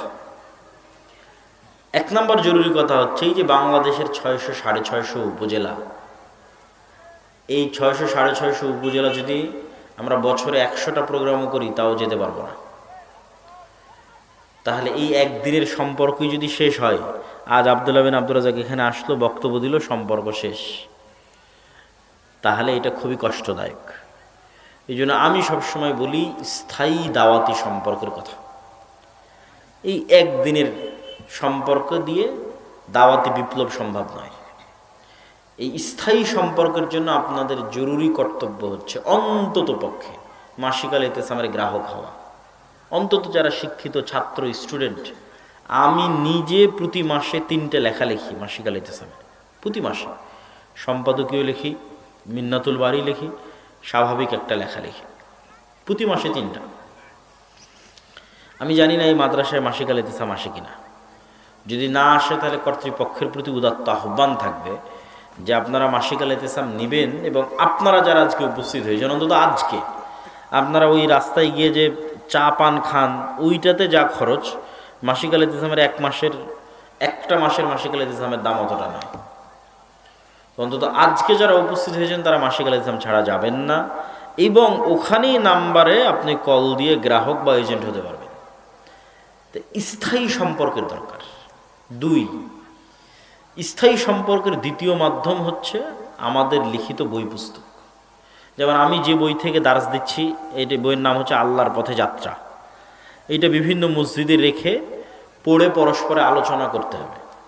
প্রতিদিন 1 পৃষ্ঠা 2 পৃষ্ঠা, অথবা প্রতি সপ্তাহে 1 পৃষ্ঠা 2 পৃষ্ঠা, সব মসজিদে, যত আপনাদের এই অঞ্চলে মসজিদ আছে সব মসজিদে রেখে রেখে আপনি প্রতি সপ্তাহে করেন, প্রতিদিনে করেন। 10 জন 5 জন মিলে বসবেন, বসে 1 পৃষ্ঠা 2 পৃষ্ঠা পড়বেন, পড়ে আলোচনা করবেন যে কি বুঝলাম, কি বলল লেখক এখানে। বইয়ের নাম আল্লাহর পথে যাত্রা। তারপরে হচ্ছে আপনাদের এই যে প্রশ্ন উত্তরের অভাব থাকে না, এত প্রশ্ন আমরা এবার নতুন একটা বই নিয়ে এসেছি, 1000 প্রশ্নের উত্তর। ওযু, তায়াম্মুম, হায়েজ, নেফাস, পবিত্রতা, সালাত, ফরজ গোসল, যা আছে সব মিলিয়ে প্রায় 1000 প্রশ্ন। মানে এর বাইরে আর প্রশ্ন বের করা সম্ভব নয়। তো আর কাউকে ফোন দিয়ে ফতোয়াও জিজ্ঞেস করতে হবে না, আমাদেরকেও ডিস্টার্ব দিতে হবে না। এই একটা বই থাকলে আপনি মুফতি হয়ে যাবেন, যেটা শাইখ আব্দুর রাজ্জাক বিন ইউসুফের নিজ তত্ত্বাবধানে, তার দায়িত্বে উনি বসে থেকে থেকে থেকে থেকে থেকে থেকে এই কাজটা সম্পন্ন করেছে। এবং ওনারও যে বইগুলো আছে সেগুলো মূল্যায়ন করতে পারেন। যেমন উপদেশ, শাইখ আব্দুর রাজ্জাক বিন ইউসুফের যত বক্তব্য আছে সব বক্তব্য উপদেশ বই আছে। ওনার সালাতের বক্তব্য, সালাত কেমনে আদায় করতে হবে, এটা সালাতের বই আছে। ওনার দোয়ার বইয়ে দোয়ার সকল রকমের সহি বিশুদ্ধ দোয়া আছে। এই বইগুলোকে মূল্যায়ন করাটা হচ্ছে স্থায়ী সম্পর্ক। 3 মক্তব। আমি আপনাদের এই অঞ্চলে অনেক জায়গা, আমার ধারণা অন্তত 10-12টা মসজিদ, আমি কুড়িগ্রাম, লালমনিরহাট, নীলফামারী মিলে 10-12টাও হবে না, 20টাও হতে পারে। 20টা মসজিদে আমি নিজে ফি সাবিলিল্লাহ দাওয়াতি সফর দিয়েছি 2019 সাল থেকে নিয়ে এই 2023-এর মাঝামাঝি সময় 2-3 বার ফি সাবিলিল্লাহ, মানে কোনো পথ খরচ নেয়নি, সেই দাওয়াতি সফর, একদম মানুষজনের সাথে মসজিদে থাকার সেই দাওয়াতি সফর। মহিষখোচা কেন্দ্রীয় যে বাজার মসজিদ, ওখানেও থেকেছি আমি 1 রাত। তো এই দাওয়াতি সফর দেওয়ার পেছনে উদ্দেশ্য ছিল মক্তব চালু করা, এবং মক্তবই হচ্ছে মূল শিক্ষা ব্যবস্থা। এখানে 1 ঘন্টা আমি আপনাকে একটা দোয়াও শিখাতে পারিনি, সূরা ফাতিহাও শিখাতে পারিনি, সালাত নামাজ ওযু কীভাবে আদায় করতে হয় তাও শিখাতে পারিনি। তাহলে এই 1 ঘন্টার বক্তব্যে, সারা বছর মিলে 1 ঘন্টার বক্তব্য দিয়ে কোনো কাজ নাই। পরবর্তী প্রজন্মকে দিনের মূল জ্ঞানটা দিতে হবে। ওইটার জন্য আমাদের আলাদা সিলেবাস আছে, যেটা আমি নিজেই লিখেছি, তালিমুদ্দিন বা আদর্শ শিক্ষা নামে, যে একটা ছোট বাচ্চার মেধায় কিভাবে দিনের মৌলিক জ্ঞানটা দেওয়া যায়, এবং ওই বইটা কিভাবে পড়াবে, এবং কোরআনের জন্য আমাদের যে কায়দাটা আছে ওসমানী কায়দা, ওইটা কিভাবে পড়াবে তার ট্রেনিং দেওয়ারও ব্যবস্থা আছে। আবার ওই ট্রেনিং নেওয়ার জন্য শিক্ষক যে রাজশাহী যাবে, এটার কোনো যাতায়াত খরচ দিতে হবে না। কমিটি বলবে যে না, যাতায়াত খরচ দিতে পারছি না তাই পাঠাবো না, ওই অপশান আমরা রাখিনি, যাতায়াত খরচ আমরাই দিব। ওখানে গিয়ে 1 সপ্তাহ থাকবে, খাবে, সেটাও আমরা বহন করব। তারপরেও যদি আপনি মক্তবের শিক্ষক না পাঠান, মক্তব চালু না করেন, মক্তবের শিক্ষকদের ট্রেনিং না নেন, আমাদের সিলেবাস দিয়ে আপনার এলাকায় সে মক্তবটা পরিচালনা না করেন, তাহলে এটার জবাবদিহিতা আপনাকে দিতে হবে। আমরা তো দায়িত্ব পালন করার চেষ্টা করছি, এবং আমার সবচেয়ে ভালোবাসা, সবচেয়ে আবেগের প্রজেক্ট হচ্ছে মক্তব। আমি আজকেও গাড়িতে গল্প করছিলাম যে এই প্রোগ্রাম করে আমি শান্তি পাই না। আমার সবচেয়ে প্রশান্তি কোথায়, যে আপনার লালমনিরহাটে যদি একটা মক্তব্য চলে, তো ওই একটা মক্তব্যে সকালবেলা বাচ্চা যেটা পড়তেছে ওইটার নেকি সাদাকায় জারিয়া হিসেবে আমিও পাবো। বলেন আল্লাহু আকবার। এটাই প্রশান্তি। তো এই মক্তবের জন্য যে আমরা এত পরিশ্রম করতেছি, সেটাকে আপনাদের মূল্যায়ন করতে হবে। আপনাদের আদিতমারির মানুষকে, যে কোনো মসজিদের লোক আমাদের মাসিক আল ইতিসাম থেকে দাওয়া ইলাল্লাহর নাম্বার নিয়ে ফোন দিতে পারে, আইয়ুব ভাইয়ের মাধ্যমে যোগাযোগ করতে পারে, আমাদের ফেসবুকে পোস্ট দেখতে পারে, প্রতি ট্রেনিংয়ের আগে পোস্ট যায় যে এত তারিখ থেকে মক্তব ট্রেনিং শুরু। কাউকে ফোন দেওয়ার দরকার নেই, ডাইরেক্ট রাজশাহী জামিয়া সালাফিকে উপস্থিত হবে ওই তারিখে, বলে মক্তবের ট্রেনিং নিতে আসছে, হয়ে গেল। তখন অটোমেটিক তাকে ট্রেনিং দিয়ে তার সাথে কিভাবে যোগাযোগ করতে হবে, মক্তবের প্রতিযোগিতা কিভাবে আয়োজন করতে হবে, সেগুলো আমাদের কাজ। এবার বাংলাদেশের ইতিহাসে প্রথমবার মক্তব প্রতিযোগিতা বাংলাদেশের টিভি চ্যানেলে প্রচারিত হবে রমজান মাসে, NTV-তে রমজান মাসে প্রচারিত হবে, যেটার বাজেট প্রায় 50 থেকে 60 লক্ষ টাকা। আপনাদের গ্রামের ছেলে মেয়ে, আমাদের জামিয়া সালাফের ছাত্ররা নয়, এটা হচ্ছে আমাদের যে 600-700 মক্তব চলছে সারা বাংলাদেশে, আমাদের ট্রেনিং প্রাপ্ত ওই প্রত্যন্ত অঞ্চলের ছেলে মেয়েরা এখানে পারফর্ম করবে। তো এই প্রজেক্টের সাথে আপনাদের যুক্ত হতেই হবে জরুরি ভিত্তিতে। 3 নাম্বার, যেমন আজকের শিক্ষা প্রতিষ্ঠান তারা আমাদের জামিয়া সালাফের সাথে মুআদালাভুক্ত, অধিভুক্ত রবিতাতুল মাদারিস সালাফিয়ার মাধ্যমে, এটা ভালো উদ্যোগ। আমরা এবার আমাদের সিলেবাসে যদি তারা এই প্রতিষ্ঠান চালাতে পারে, আর তাদের শিক্ষকদেরও ট্রেনিং আছে ডিসেম্বরে, এই যত মাদ্রাসা আমাদের সাথে অধিভুক্ত হয়েছে তাদের টিচারদের ট্রেনিং আছে, যদি ভালো টিচার রাখতে পারে এবং আমাদের ট্রেনিং নিতে পারে, তো এই এলাকার চেহারাই পরিবর্তন হয়ে যাবে জ্ঞানে, শিক্ষায়, ইনশাআল্লাহ। এবং সর্বশেষ যেটা আপনাদের কাছে উদাত্ত আহ্বান থাকবে, সেটা হচ্ছে সুদের বিরুদ্ধেও যুদ্ধ করতে হবে। ইমান বিল গায়েবের আলোচনার শেষে গিয়ে সুদের বিরুদ্ধে যুদ্ধের কথা বলে বক্তব্যের শেষের দিকে চলে যাব। মাঝখানে জরুরি কথাগুলো বলে নিলাম। মাসিক আল ইতিসাম হোক, বই পুস্তক হোক, যেটাই হোক, আজকের প্যান্ডেলও আপনারা পাবেন ইনশাল্লাহ। তো আপনাদের আমি কি পরীক্ষা দিতে চেয়েছিলাম বলেন তো? শয়তানের অস্তিত্ব আর ফেরেশতার অস্তিত্ব পৃথিবীতে আছে। তো তার আগে একটু বলে নিই যে মানুষ যখন প্রথম তৈরি হয়েছে তখন মানুষ আর এক মানুষকে দেখেনি। মানুষ মানে আদম আলাইসাল্লাম, আদম আলাইসাল্লাম মানে আমরা। তা আদম আলাইসাল্লাম যখন প্রথম চোখ খুললো, তখন চোখ খুলে যদি দেখতো, আল্লাহ বলতো এই যে আদম এটা তোমার বাপ মা, আদম এটা তোমার ভাই বোন, আদম এটা তোমার ছেলে মেয়ে, আদম এটা তোমার বউ। এটাই তো হওয়ার দরকার ছিল, কিন্তু আল্লাহ সুবহানাহু ওয়া তাআলা এটা করেননি। আল্লাহ সুবহানাহু ওয়া তাআলা কি বলেন? চোখ খুলে আদম আলাইহিস সালাম দেখছে ফেরেশতা, চোখ খুলে আদম আলাইহিস সালাম দেখছে ইবলিস, জিন, শয়তান। তাহলে মানুষের প্রথম পরিচয় ঘটেছে ভিন্ন জগতের দুই প্রাণীর সাথে, আর এক মানুষের সাথে না। তাহলে এখন আপনার সাথে যে আপনার বউ আছে তার চাইতে বেশি অস্তিত্বশীল ফেরেশতা। কেন আপনি যখন প্রথম সৃষ্টি হয়েছেন তখন আপনি বউকে দেখেননি, কাকে দেখেছেন? ফেরেশতাকে দেখেছেন। ওয়াইজ ক্বালা রাব্বুকা লিল মালাইকাতি ইন্নী জাইলুন ফিল আরদি খলিফা ক্বালু আতাজআলু ফিহা মা ইফসিদু ফিহা ওয়া ইয়াসফিকুদ দিমা। আল্লাহ যখন ফেরেশতাদের ডাক দিয়ে বললেন মানুষ বানাবো, ওয়াইজ কুলনা লিল মালাইকাতি ইসজুদু লি আদম ফাসাজাদু ইল্লা ইবলিস আবা ওয়াস্তাকবারা ওয়া কানা মিনাল কাফিরিন। আল্লাহ যখন ফেরেশতাদের ডাক দিয়ে বললেন আদমকে সিজদা করো, তাহলে আমাদের প্রথম বন্ধুত্বই হয়েছে কার সাথে? ফেরেশতার সাথে। দুনিয়াতে এসে বলছি ফেরেশতাই নাই, এটাই তো পাগলামি। গায়েবের উপর বিশ্বাস হচ্ছে আসল। শুরুই হয়েছে ফেরেশতার সাথে, সম্পর্কের শুরুই হয়েছে ফেরেশতার সাথে। তাহলে ফেরেশতা এত কাছে, এত নিকটে, এত ঘনিষ্ঠ। রাসূল সাল্লাল্লাহু আলাইহি ওয়াসাল্লাম বলছেন প্রত্যেক মানুষের দুটো বন্ধু, একটা শয়তান, একটা ফেরেশতা। আল্লাহ নবী আপনারও? বলে হ্যাঁ আমারও দুটো বন্ধু, একটা শয়তান, একটা ফেরেশতা। এবং এই দুইজনের পক্ষ থেকে লাম্মা আছে। লাম্মা এটা আরবি শব্দ। ফেরেশতার লাম্মার নাম হচ্ছে ইলহাম, শয়তানের লাম্মার নাম হচ্ছে ওয়াসওয়াসা। এই দুইজনই ডাইরেক্ট হৃদয়ে মেসেজ দিতে পারে। এই আলাদা করে পড়তে হবে না, আলাদা করে কান দিয়ে শুনতে হবে না। এই পড়ার শোনার মেসেজের যোগাযোগ মানুষে মানুষে, ম্যান টু ম্যান। মানে এক মানুষ আর এক মানুষের হৃদয়ে মেসেজ দিতে পারবে না। ওই ফোন দিয়েই কান দিয়ে শুনতে হবে, নাহলে মেসেজ দিয়ে লিখে চোখ দিয়ে পড়তে হবে। হার্ট টু হার্ট মেসেজ দেওয়া সম্ভব নয়, কিন্তু কলব টু কলব মেসেজ দেওয়া সম্ভব। দুইটা ভিন্ন জগতের প্রাণীর, একটা ফেরেশতা আর একটা শয়তান।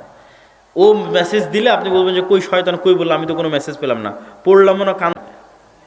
তো পৃথিবীতে শয়তান কিভাবে আপনার সাথে খেলে, ফেরেশতা কিভাবে আপনার সহযোগিতা করে, এই গায়েবের জ্ঞান আপনার দরকার। কেননা গায়েবের কার্যকরণের সূত্র পার্মানেন্ট, দুনিয়ার কার্যকরণের সূত্রের কোনো ভ্যালু নেই। এই জন্য গায়েবের কার্যকরণের সূত্রের উপর নলেজ লাগবে, কিভাবে চলে, কি করলে কি হয়।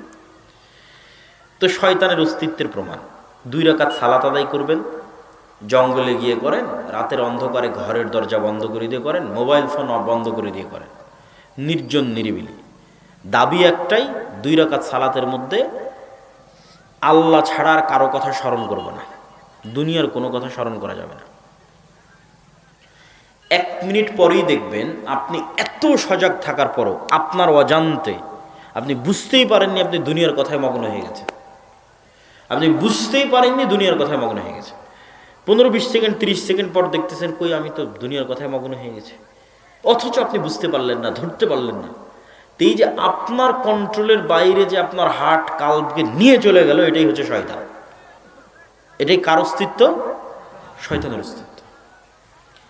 এবার ফেরেশতা, সৈয়দপুর থেকে যদি ঢাকার বিমান থাকে সকাল 8টায়, অথবা এসএসসি এইচএসসি পরীক্ষা থাকে সকাল 10টায়, তো এই ধরনের কোনো কাজ থাকলে আপনার যেই লেভেলের নিয়াত থাকে, ওই লেভেলের নিয়াত আপনি একদিন করেন যে ফজরের সালাতে উঠব, একদিন করেন আর প্রতিদিন করেন, কিন্তু নিয়াতের মাত্রাটা হবে ওই বিমান ধরার মতো, পরীক্ষায় অংশগ্রহণের মতো। উঠতেই হবে, করতেই হবে, মিস দেওয়া যাবে না। তাহলে যেহেতু পরীক্ষা নিব আমরা ফেরেশতার অস্তিত্বের, সেহেতু মোবাইলেও অ্যালার্ম দেওয়া যাবে না, মানুষকেও বলা যাবে না যে বাবা তুমি আমাকে ঘুম থেকে উঠিয়ে দিও, তাই না? কেননা ফেরেশতা যেহেতু পৃথিবীতে আছে, তাহলে মানুষকে আর কি বলার দরকার যে আমাকে ঘুম থেকে উঠিয়ে দিও। তারপরে আপনি দেখবেন যে অ্যালার্ম ছাড়া, মানুষকে বলা ছাড়া কিভাবে আপনি ফজরে ঘুম থেকে উঠে যাচ্ছেন। এবং এটা আমি নিজে বানিয়ে বলতেছি না, রাসূলুল্লাহ সাল্লাল্লাহু আলাইহি ওয়াসাল্লাম বলেন, কেউ যখন রাতে ঘুমানোর সময় আয়াতুল কুরসি পাঠ করে উজু অবস্থায় রাতের সুন্নতের দোয়া পড়ে ঘুমায়, তখন আল্লাহর পক্ষ থেকে তার মাথার পাশে একজন ফেরেশতা দায়িত্ব পালন করে ফজর পর্যন্ত। বলেন আল্লাহু আকবার। তাহলে ফজর পর্যন্ত আপনার মাথার কাছে ফেরেশতা আছে। তাহলে এখন ও কিভাবে আপনাকে ফজরে উঠিয়ে দিবে সেটা তার জিম্মেদারি, তার দায়িত্ব। কিন্তু নিয়তটা ওই লেভেলের লাগবে, আপনিও পরীক্ষা করে দেখতে পারেন। সম্মানিত উপস্থিতি, এখন চলে আসেন আলোচনার একদম সামারি, সারমর্মে চলে আসে। আল্লাহর নবীকে এসে জিবরাইল বলতেছে, আল্লাহর নবী আপনি মিসওয়াক করেন, আপনার মুখের গন্ধে আমার কষ্ট হয়। তাহলে ফেরেশতার কষ্ট হচ্ছে আল্লাহর নবীর পবিত্র মুখের গন্ধে। তাহলে এখন আপনি বলেন, এই লালমনিরহাটের মানুষের এই তামাকের গন্ধে ফেরেশতা আসবে না শয়তান আসবে?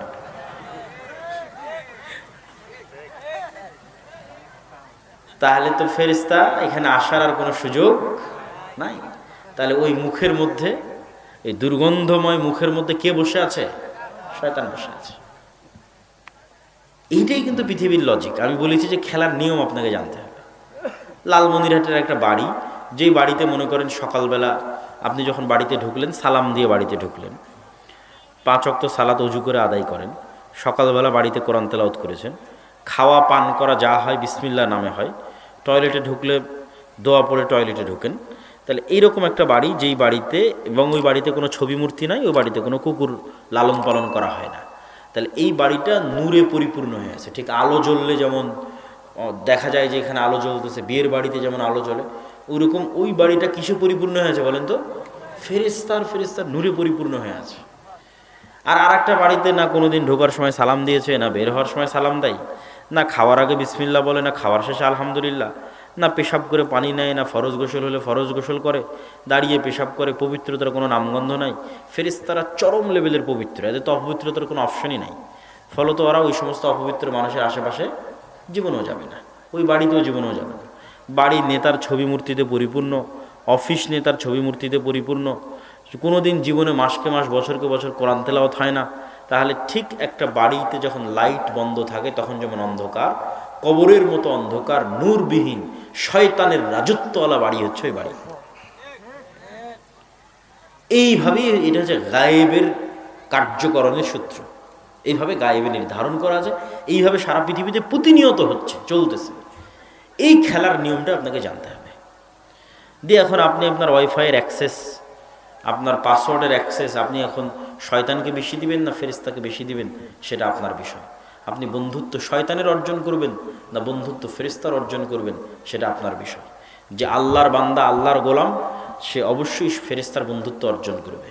আর যে শয়তানের বান্দা, শয়তানের গোলাম, সে শয়তানের বন্ধুত্ব অর্জন করবে। বক্তব্যের একদম শেষ পর্যায়ে চলে এসেছে। সবচেয়ে জরুরি কথা এখন বলবো, পুরো বক্তব্যের সবচেয়ে জরুরি কথা এখন।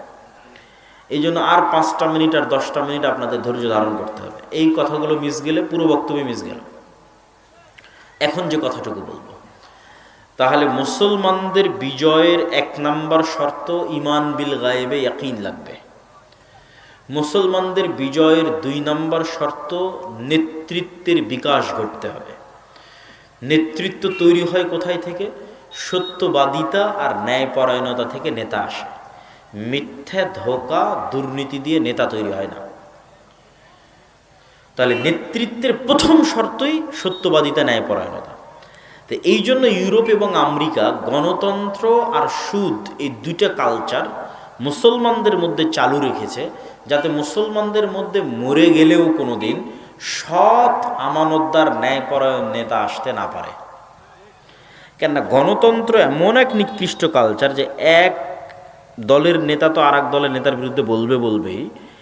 এক আসনের মনোনয়ন প্রার্থী 5-10 জন যারা আছে একই দলের, ওরাও এক মনোনয়ন প্রার্থী আর এক মনোনয়ন প্রার্থীর বিরুদ্ধে বলবে। মিথ্যা, হিংসা, গীবত, দুর্নীতি। তাহলে কালচারটা এইভাবে ডেভেলপ করা আছে যে এখানে মিথ্যা বলে সামনের দিকে আগাতে হবে। তাহলে যে মিথ্যা বলে দুর্নীতি করে সামনের দিকে আগাবে, ওকে টাকা দিয়ে কিনে নেওয়া আমেরিকার, ভারতের জন্য কোনো ব্যাপারই না। কেন? ও প্র্যাকটিসড হয়ে আছে, আগে থেকেই দুর্নীতি করে এবং মিথ্যা বলে প্রশিক্ষিত হয়ে আছে। তাহলে সৎ, ন্যায়পরায়ণ নেতা আসতে পারবে না। আর একটা হচ্ছে সুদ। গ্রামগঞ্জের মা এবং বোনেরা যত কিস্তি নিয়েছে, কিস্তি নিয়ে কিস্তির ডেট পার করবে আর মিথ্যা বলবে না, এটা অসম্ভব। ছেলে মেয়েকে দিয়ে পর্যন্ত মিথ্যা বলায়। তাহলে ওই যে মিথ্যার কালচারের মধ্যে ঢুকে গেল, এখান থেকে আর না সালাহুদ্দিন আইয়ুবী বের হবে, না তারিক বিন জিয়াদ বের হবে, না ওমর ইবনুল খাত্তাব বের হবে। নেতা বের হওয়া অসম্ভব। দেখেন, আবু তলেব, আবু সুফিয়ান কাফের ছিল। আবু সুফিয়ানের দল তখন পরে মুসলমান হয়েছে। আবু তলেব তো কাফের অবস্থায় মৃত্যুবরণ করেছে। এরা কাফের হলেও মিথ্যুক, দুর্নীতিবাজ, ধোঁকাবাজ ছিল না। মানে এদের মধ্যে নেতৃত্বের জন্মগত গুণটা কোরাইশদের মধ্যে একদম জন্মগত নেতৃত্বের গুণ ছিল। সেটা হচ্ছে সত্যবাদিতা, আমানতদারিতা, ন্যায়পরায়ণতায় কোনো ছাড় নাই। এই জন্য আবু তলেবের ছেলে আলী যখন মুসলমান হয়েছে, বিশ্বের নেতায় পরিণত হয়ে গেছে। কেন? নেতৃত্বের গুণ রক্তের মধ্যে আছে। ঠিক তেমনি আবু সুফিয়ান মুসলমান হয়েছে রাদিয়াল্লাহু তাআলা, তার ছেলে মুয়াবিয়া এবং তার পরবর্তী বংশধর, এরা সারা বিশ্বে লিড দিয়েছে। আর মুসলমানেরা 190 বছর যাবৎ ব্রিটিশদের গোলাম থাকার কারণে মিথ্যা দুর্নীতির কালচার এদের রক্তের মধ্যে ঢুকে গেছে। ফলত কি ওসি, কি ডিসি, কি এসপি, মন্ত্রী, মিনিস্টার, এসিল্যান্ট, সাব রেজিস্ট্রার সবাই নামাজি, উমরাকারী, হাজি, কিন্তু চেম্বারে যখন বসে তখন ঘুষ নেয়। তাহলে কি নাই? ন্যায় পরায়ণতা, সত্যবাদিতা নাই, মুনাফিকিতে পরিপূর্ণ। ইমান বিল গাইব কালবের মধ্যে ঢোকেনি। তাহলে মুসলমানদের মুক্তির 1 নম্বর শর্ত ইমান বিল গাইব লাগবে। 2 নম্বর শর্ত সত্যবাদিতা, ন্যায় পরায়ণতার চর্চা লাগবে। একটা প্রজন্ম গড়ে উঠতে হবে যে প্রজন্ম সত্য ছাড়া মিথ্যা বলা জানে না, ন্যায় প্রতিষ্ঠা করা ছাড়া অন্যায় করা জানে না, জুলম করা জানে না। এটা কিন্তু আলেম ওলামা, মসজিদ, মাদ্রাসাতে প্রযোজ্য। আলেম ওলামা, মসজিদ, মাদ্রাসা, ইসলামী দল, ইসলামী সংগঠনে নামাজ আছে, রোজা আছে, জিকির আজকার আছে, সহি আকিদা আছে, সঠিক ফতোয়া আছে, যাই দেখবেন কি নাই? ন্যায় পরায়ণতা নাই। এই জন্য নেতা তৈরি হচ্ছে না, নেতা তৈরি হওয়ার রাস্তা বন্ধ হয়ে গেছে। ন্যায় পরায়ণতা ছাড়া নেতা তৈরি হবে না। 2 নম্বর। 3 নম্বর, ওই যে বললাম মুসলমানদের বিজয় গায়েবী মদদে। তো এই গায়েবী মদদ আসবে কিভাবে? আমলে সলেহ দিয়ে গায়েবী মদদ আসে। সৎ আমল দিয়ে আসমান থেকে সাহায্য টেনে নিয়ে নামানো যায় দুনিয়াতে, একদম টেনে নামানো সম্ভব আসমান থেকে সহযোগিতা দুনিয়াতে সৎ আমল দিয়ে। তো আসমান থেকে গায়েবী মদদ টেনে নামাতে পারে দুনিয়াতে, এরকম শক্তিশালী প্রযুক্তি, শক্তিশালী টেকনোলজি, পাওয়ারফুল টেকনোলজি হচ্ছে সালাত। এই জন্য সালাত মিস দেওয়ার কোনো সুযোগ নাই। সালাত ছাড়া মুসলমানদের সাহায্য পাওয়ার কোনো রাস্তা নাই পৃথিবীতে, কোনো টেকনোলজি, কোনো প্রযুক্তি নাই পৃথিবীতে। এই জন্য যুদ্ধের মাঠেও সালাত আদায় করতে হবে। আর আরও বেশি সাহায্য আসমান থেকে টেনে আনতে চাইলে রাতে সালাত আদায় করতে হবে। তাহলে একটা প্রজন্ম লাগবে, যেই প্রজন্ম ইমান বিল গায়েবে বিশ্বাসী। একদল যুবক এবং তরুণ লাগবে যারা সত্যবাদী, ন্যায়পরায়ণ। একদল যুবক এবং তরুণ লাগবে যারা শুধু 5 ওয়াক্ত সালাত নয়, রাতের সালাতেও অভ্যাসী। এরা আসমান থেকে গায়েবী মদদ টেনে দুনিয়াতে নামাতে পারবে। এরকম আমলে সলেহের আরেকটা পাওয়ারফুল টেকনোলজি হচ্ছে সাউন্ড টেকনোলজি বা জিকির, শব্দের টেকনোলজি। শব্দ আল্লাহর সৃষ্টিতে সবচেয়ে পাওয়ারফুল হচ্ছে শব্দ। আল্লাহ পৃথিবী সৃষ্টি করেছে কুন ফায়াকুন দিয়ে, ধ্বংস করবে ইসরাফিলের বাঁশির আওয়াজ দিয়ে। আওয়াজের চাইতে শক্তিশালী কিছু নাই। আর ইউসাব্বিহু লিল্লাহি মা ফিস সামাওয়াতি ওয়া মা ফিল আরজ, এই বইও তাসবিহ পাঠ করে, এই টিস্যুও তাসবিহ পাঠ করে, এই মাইকও তাসবিহ পাঠ করে, তথা আওয়াজ নির্গত করে। ওই আওয়াজ আমি শুনতে পাচ্ছি না, আমি বুঝতে পারতেছি না, কিন্তু এরা তাসবিহ পাঠ করতেছে, এদের আওয়াজ বের হচ্ছে। ঠিক এরা আওয়াজ বুঝে, প্রত্যেকটা সৃষ্টিজীব আওয়াজ বুঝে, কিন্তু কি বললে বুঝবে সেটা আমি জানি না। ওইটার কিছু জ্ঞান আল্লাহ সুলাইমান আলাইহিস সালামকে দিয়েছিল, যে কি বললে পিঁপড়া বুঝবে, আর পিঁপড়া কি বলছো এটা আমি কেমনে বুঝবো, আর কি বললে গরু বুঝবে, আর গরু কি বলছে এটা আমি কেমনে বুঝবো। এটার কিছু জ্ঞান আল্লাহ সুলাইমান আলাইহিস সালামকে দিয়েছিল। তো এই সাউন্ড টেকনোলজির সবচেয়ে পাওয়ারফুল জিনিসটা আল্লাহ মুসলমানদের দিয়েছে, সেটা হচ্ছে কোরআন। কোরআন হচ্ছে আল্লাহর নিজের সাউন্ড, নিজের আওয়াজ। কোরআন কার আওয়াজ বলেন তো? আল্লাহর নিজের আওয়াজ। এই জন্য এটা পৃথিবীর সবচেয়ে শক্তিশালী মুজিজা। এই জন্য জিকির সবচেয়ে শক্তিশালী, সকাল সন্ধ্যায় জিকির। জাকারিয়া আলাইহিস সালাতু ওয়াস সালাম তার বন্ধ্যা স্ত্রীর জন্য যখন নিজের জন্য সন্তান চাইলেন, আল্লাহ আলামত হিসেবে বললেন সকাল সন্ধ্যা জিকির করতে হবে। তো সকাল সন্ধ্যা জিকির, আর জিকিরের শ্রেষ্ঠতম হচ্ছে কোরআন, তথা কোরআন বুঝা, কোরআন পড়া, সকাল সন্ধ্যার জিকির, এগুলো পৃথিবীর শক্তিশালী টেকনোলজি যা গায়েবী মদদ টেনে দুনিয়াতে নামাতে পারে। এই 3টে জিনিস যখন একটা প্রজন্মের মধ্যে একত্রিত হয়ে যাবে, তখন সেই প্রজন্মের জন্য গায়েবী মদদে বিজয় সুনির্ধারিত। আর এই মূলনীতি শুধু বাংলাদেশ বিজয় করার মূলনীতি নয়, এই মূলনীতি সারা পৃথিবী বিজয় করার মূলনীতি। কিন্তু ওই মূলনীতির শর্তগুলো পূরণ করতে পারতে হবে। আপনাদের বইগুলো এখানে পাওয়া যাচ্ছে, একটু বলে দেন। হ্যাঁ, বক্তব্যের শেষের দিকে চলে এসেছে। তো আমার বক্তব্যের এই সামারি থেকে আমাদেরকে যেন আল্লাহ সুবহানাহু ওয়া তাআলা এতটুকু শিক্ষা নেওয়ার তৌফিক দান করে যে আমরা ফেরেশতার সাথে বন্ধুত্ব করব না শয়তানের সাথে? ফেরেশতার সাথে। আমাদের হৃদয়ে কালবে নূর দরকার না অন্ধকার? নূর। নূরের একটা গুরুত্বপূর্ণ কথা ভুলে গেছি, যা নূর এখানে জমা করবেন কিয়ামতের মাঠে তাই দেখতে পাবেন, কবরে তাই দেখতে পাবেন। এটা কিন্তু কোরআনের আয়াত। ইয়াউমা তারাল মুমিনিনা ওয়াল মুমিনাত ইয়াসআ নূরুহুম বাইনা আইদিহিম, কিয়ামতের মাঠে মুমিন মুমিনারা দেখবে যে দুনিয়াতে যত নূর জমা করেছিল সব ওদের চারিপাশে ছুটতেছে। উজুর নূর হাতে দেখা যাবে, উজুর নূর চেহারায় দেখা যাবে, প্রত্যেকটা আমলের নূর দেখা যাবে। বলেন আল্লাহু আকবার। তাহলে আল্লাহ সুবহানাহু ওয়া তাআলা আমাদেরকে বেশি বেশি ফেরেশতাদের সান্নিধ্যে নূর অর্জন করার, সৎ আমলের মাধ্যমে ঈমান বিল গায়বে ইয়াকিন তৈরি করার, সত্যবাদিতা এবং ন্যায়পরায়ণতার সাথে চলার তৌফিক দান করুক। আল্লাহুম্মা আমিন।